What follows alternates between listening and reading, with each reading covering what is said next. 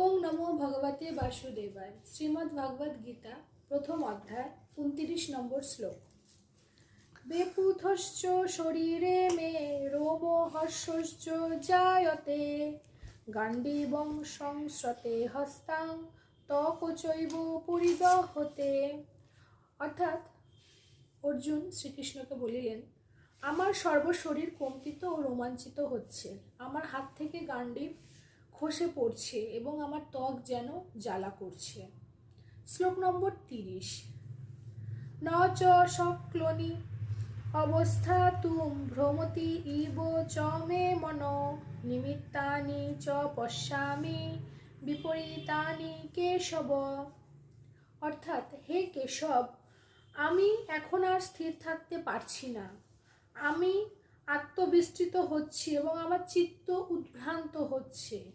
হে কেশী দানব হন্তা শ্রীকৃষ্ণ, আমি কেবল অমঙ্গল সূচক লক্ষণ সমূহ দর্শন করছি। রাধে রাধে।